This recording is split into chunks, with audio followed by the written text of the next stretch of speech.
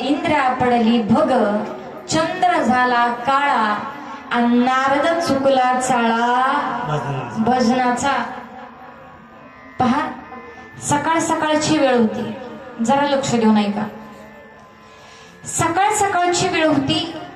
नारद महर्षी अंघोळीला निघाले होते. गोमती नदी संत वाहत होती. संत म्हणजे शांत.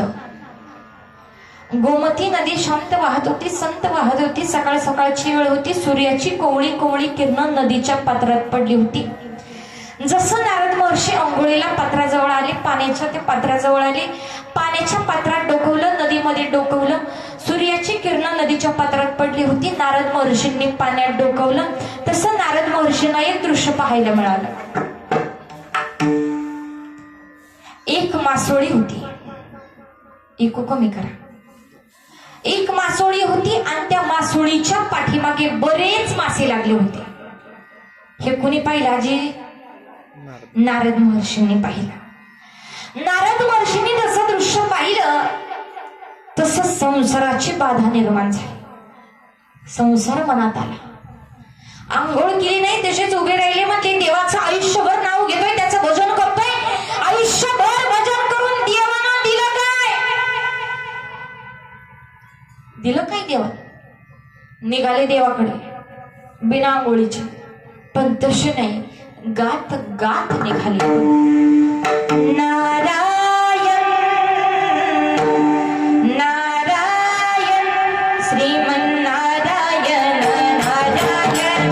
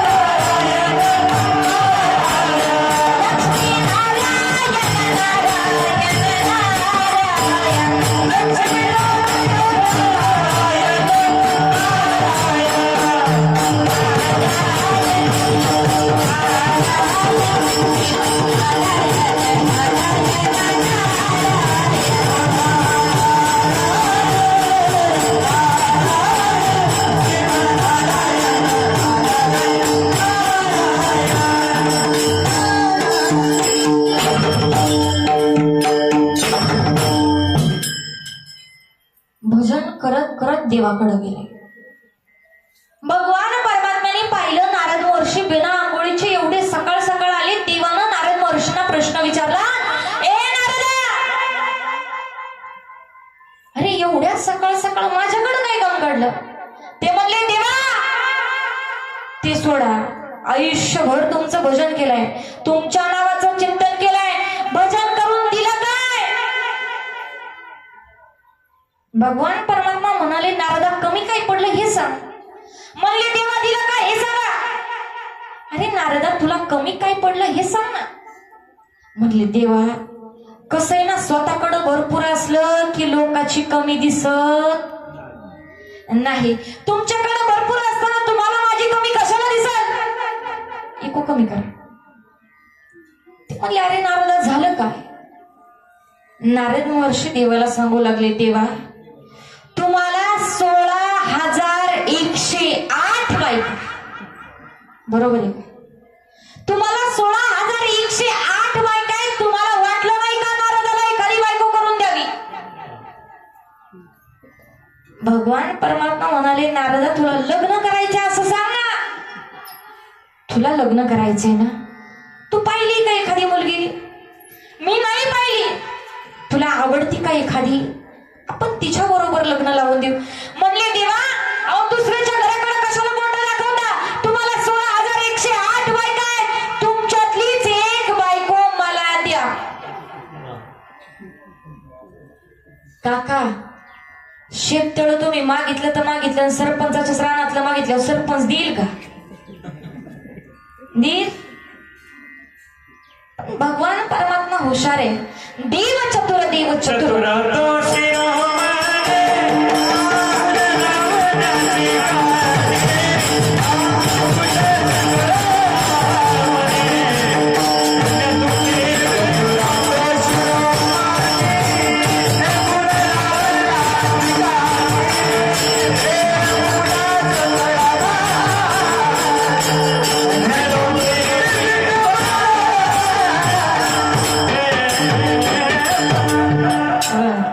चतुरातो शिरोमणी गुण लावण्याची खाणे.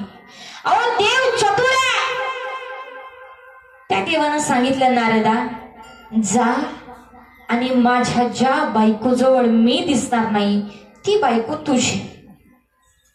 म्हणले 16,108 बायका आहेत, एवढ्या बायकांजवळ देवाला कसं राहायला जमल? म्हणून नारद महर्षी आता खोल्या चेक करू लागले.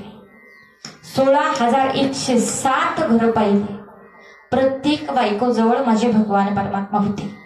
शेवटचं घर माझ्या रुक्मिणी मातेचं. रुक्मिणी माता म्हणजे देवाची पट्टराणी. नारद महर्षींनी विचार केला जर याच बायकांना एकटीला सोडलं नाही तर पट्टराणी एकटी कशी राहील? पट्टराणीला एकटीला सोडणार नाही देव, पण पाहायला काही हरकत नाही. म्हणून सहज नारद महर्षींनी त्या रुक्मिणी मातेच्या खोलीमध्ये डोकावलं.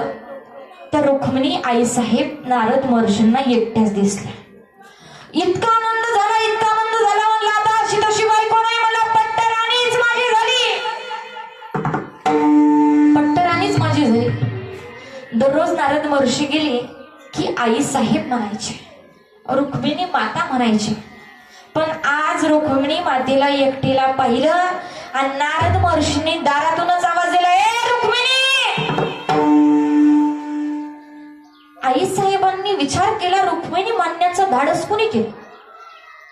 आई साहेबांनी पाठीमागे वळून पाहिलं आणि नारद महर्षी दिसले. नारद महर्षींनी आंघोळ केलेली नाही, सकाळी सकाळी आलेत आणि डायरेक्ट रुक्मिणी म्हणते. रुक्मिणी आई साहेब म्हणल्या नारदाला पिसाळा का? सकाळ सकाळ आलाय, बिना आंघोळीचा आलाय, सकाळ सकाळी येऊन डायरेक्ट रुक्मिणी म्हणतोय. म्हणलं हा रुक्मिणीच म्हणणार. अरे झालं काय? त्यावेळी नारद महर्षी सांगू लागले मला देवानं सांगितलंय ज्या बायकोजवळ मी नाही ती बायको नारदा तुझी. त्यावेळी आई साहेबांच्या लक्षात आलं ही येड देवानं आपल्याकडे नीट करायला पाठवले. आई साहेब म्हणल्या नारदराव, ओ नारदराव, तसही मला देवाचा फार कंटाळा आला होता. अहो एवढ्या बायकांच्या वाटेतून माझ्या वाटेला देव कधी येतच नव्हते. बघताना हाक मारली की देवाला आहे या परिस्थितीमध्ये धावत पळत जावं लागायचं. नारदराव, मला ही देवाचा फार कंटाळा आला होता. नारदराव, आपल्या दोघांचा राजा राणीचा जोडा किती चांगला संसार होईल आपला. पण नारदराव, मी जर अशीच तुमच्या हाताला धरून आले तर लोक काय म्हणतात? देवाची बायको आणि नारदाच्या हाताला धरून गेली. नारदराव, तुम्ही अजून आंघोळ केलेली दिसत नाही. मग एक काम करा, तुम्ही आंघोळ करून पवित्र व्हा. देवा ब्राह्मणाच्या साक्षीने आपण लग्न लावूया. लग्न झालं. प्रमोद महाराज आई साहेब म्हणू लागल्या लग्न झालं की मी तुमची बायको आणि तुम्ही माझे मालक. फार आनंद झाला ना नारद महर्षींना. इतका आनंद झाला म्हणले आंघोळ करायचे. आई साहेबांनी कुंड दाखवलं. नारद महर्षी पळतच कुंडाकडे गेले. कुंडामध्ये जशी डुबकी मारली पण ते कुंड अगोदरच पार्वती मातेनं शापित केलं होतं. भगवान शंकर सोडता जो कोणी त्या कुंडात आंघोळ करेल त्याचं लिंग परिवर्तन होईल. समजतंय ना? जशी नारद महर्षींनी पाण्यात डुबकी मारली तशी डोक्यावरची एंटेना सारखी असणारी शेंडी गेली आणि कमरेपर्यंत वेणी आली. गळ्यामध्ये असणाऱ्या सुंदर तुळशीच्या माळा गेल्या आणि काही आजीसारखी दागिने आली. मंगळसूत्र आलं, राणी हार आला, लक्ष्मी हार आला, अजून बोरमाळ, चप्पल हार. हार. सुंदर स्त्रीचे सर्व भूषण नारद महर्षींच्या गळ्यात आले. महाराज हातात असणाऱ्या चिपड्या गेल्या आणि 2-2 डझन बांगड्या आल्या. खाली असणारं धोतर गेलं, मिऱ्या आल्या. सुंदर देखणी स्त्री त्या कुंडातून बाहेर आली. जशी बाहेर आली तसा कोळ्यांचा राजा, देवर राजा नाव त्याचं, भला मोठा 11-11, 7-8 फूट उंचीचा, काळा कुट्ट, भली मोठी केस वाढलेली, खांद्याच्या खाली केस चालली होती, भली मोठी दाढी वाढलेली, अशा येड्यानं एवढी भारी बाई पाहिली, एवढी सुंदर स्त्री पाहिली. तिच्या हाताला धरलं, मला आगात चल. का बडबड चालली? मला आगात चल. आग चल म्हणल्यावर स्वतःच्या शरीराकडे पाहिलं. आपलं झालंय काय? तेव्हा लाग नाही, मी आता पुरुष होतो. मला आगात चल. अरे मी आता पुरुष होतो. मला चल. महाराज मनगटाला धरलं, वडीत वडीत घेऊन गेला. तसं वर्षाला एक, वर्षाला एक, वर्षाला एक. काय बाबा वाढदिवस? लेकर लेकर. आजी 60 वर्षात 60 मुलं झाली. कुणाला? आजी हुशार दिसते का? ही समोर बसले, काय काय म्हणले? नारदाला. नारदाला कशी पुरवते? नारदाची नारदी झाली. या नारदीला 60 वर्षामध्ये 60 मुलं झाली. 60 मुलं झाल्याच्या नंतर ती नारदी म्हणती, मालक हो 60ही मुलंच होई. एखादी मुलगी, मुलीशिवाय प्रेम, मुलीशिवाय माया, मुलीशिवाय जिव्हाळा नाही. मालक एखादी तरी मुलगी. मग 61वी मुलगी झाली. तिचं नाव कपिला षष्ठी. 61 लेकर झाली आणि कशी बशी त्या येड्याच्या तावडीतून सुटली. त्या कुंडात जाऊन पुन्हा डुबकी मारली. पुन्हा जैसे थे. आता जसे नारद महर्षी त्या कुंडातून बाहेर आले तसे पळायला लागले. पण आई साहेब तसं सोडतील का? आई साहेबांनी दरवाजा अडवला. ओ नारदराव. नारद महर्षींनी हात जोडले. माते, जर हा संसार फक्त मनात आला, संसार मनात आला तर माझी एवढी फजिती झाली आहे. आज तुम्ही आणि मी प्रत्यक्षात संसार करतोय.